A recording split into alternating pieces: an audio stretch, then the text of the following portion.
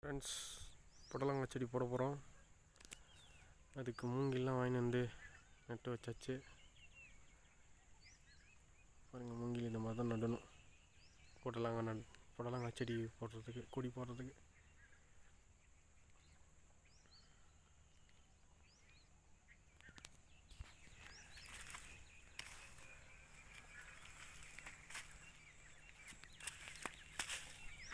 புடலங்காய் செடி நல்லா வந்துருச்சு.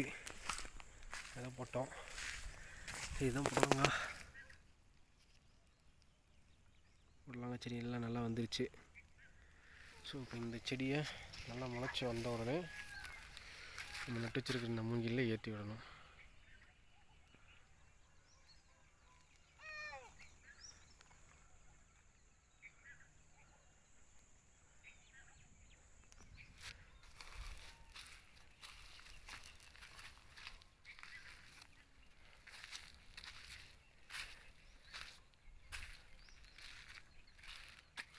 பார்த்திங்கன்னா ஒவ்வொரு லைனாக இருக்கும்.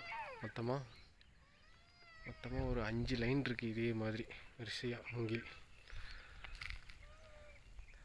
ஸோ இந்த மூங்கில தான் நம்ம புடலங்காய் செடியை ஏற்றி விட போகிறோம்.